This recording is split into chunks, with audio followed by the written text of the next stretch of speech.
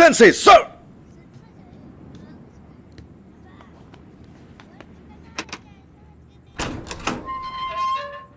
तुम तो वाकई में ही आ गए। मैं जेनोस सेंसे सर। क्या तुम मुझे सन से बुलाना बंद करोगे? Yes master. मास्टर भी मत कहो। ये पियो और घर जाओ। मुझे कोई शागिर्द नहीं चाहिए। एक मिनट, तुम फिर से कैसे जुड़ गए? यस, एक्चुअली मेरी बॉडी मैकेनिकल है, तो इसलिए पार्ट्स रिप्लेस हो सकते हैं। क्या वाकई में ऐसा है? हाँ, आपने अपनी बॉडी में कौन से पार्ट्स इंस्टॉल किए हैं मास्टर? कोई भी नहीं। लेकिन आपके सर पर यह स्किन जैसा आर्मर क्या है? ये आर्मर नहीं, मेरी स्किन है। अजीब बात है, इस उम्र में गंजापन मेरी समझ में नहीं आ रहा। हाँ, मैं हूँ गंजा। तुम्हें कोई प्रॉब्लम है क्या? मेरी प्रॉब्लम? क्या आप चाहते हैं मैं आपको अपनी सारी प्रॉब्लम्स बताऊं? नहीं शुक्रिया, रहने दो। 4 साल पहले जब मैं सिर्फ 15 साल का था तो बस मैं एक आम इंसान था। तुमने सुना नहीं कि मैंने तुम्हें कहा था कि मुझे नहीं सुनना? बेशक हम गरीब थे, हमारे पास कुछ नहीं था, लेकिन इस सब के बावजूद भी हमारी जिंदगी इंतहाई पुरसुकून थी। हम बहुत खुशहाल थे। और फिर एक दिन ऐसा हुआ कि एक साइबॉर्ग आ गया और उसने हमारे टाउन पर हमला कर दिया। हम समझ नहीं पाए कि ऐसा क्यों हुआ। मेरे ख्याल से मॉडिफिकेशन फेलियर की वजह से उसके ब्रेन में कोई मसला हो गया था। उसको जो नजर आया उसने खत्म कर दिया। पार्क्स, स्कूल्स, बिल्डिंग्स, मेरा घर और मेरे सब घर वालों को भी मार दिया।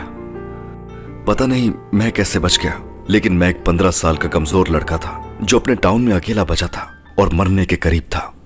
वो वक्त था कि डॉक्टर क्यूसेनो वहां आए, जो कि उसी मिशन पर काम कर रहे थे, साइबॉर्ग से होने वाली तबाहियों को रोकने के मिशन पर। मैंने डॉक्टर से कहा मुझे भी मॉडिफिकेशन सर्जरी करवानी है ताकि मैं ताकतवर और मजबूत हो जाऊं। फिर मैंने साइबॉर्ग के तौर पर नया जन्म लिया और मैं लड़ने लगा इंसाफ के लिए, पीस के लिए। और मैंने डॉक्टर से वादा किया कि मैं एक दिन साइबॉर्ग को खत्म कर दूंगा। ओह अच्छा। इस बात को भी अब 4 साल गुजर गए। अब मैं 19 साल का हो गया हूं और मैंने इस दौरान बहुत से विलन्स को हराया। मैंने बहुत से क्रिमिनल्स को और मॉन्स्टर्स की पूरी ऑर्गेनाइजेशंस को मिटा दिया। मैंने बहुत कोशिश की, लेकिन आज तक मुझे साइबॉर्ग का पता नहीं चल सका और इसीलिए अब मैं परेशान और बेचैन हो रहा हूँ। मैं बस एक ऐसे साइबॉर्ग के पीछे भाग रहा हूँ जिसकी शक्ल सिर्फ मेरे ख्यालों में है। और लास्ट वीक जब मस्कीटो मॉन्स्टर मेरे सामने आई तो मेरा ध्यान भटक गया और मुझे उसकी कीमत अदा करनी पड़ी। मुझे ऐसा लगता है कि जैसे उस साइबॉर्ग के अलावा और कोई मुझे हरा नहीं सकता, और यही वजह है कि मैंने अपने दुश्मन की पावर को नहीं समझा और उससे लड़ बैठा। फिर आप जानते हैं कि क्या हुआ, उसे मुझे हराने का मौका मिल गया। अगर आप वहां ना होते मास्टर साइतमा, तो यकीनन मैं वहां मर चुका होता। मास्टर, आपने मेरी जान बचाई है।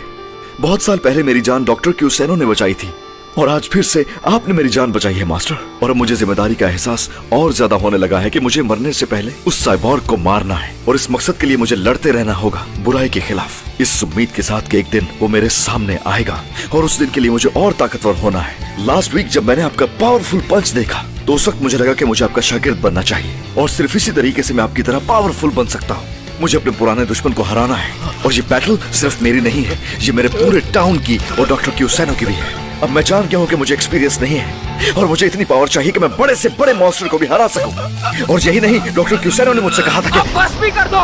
मैं 20 अल्फाज से ज्यादा कोई बात नहीं सुन सकता।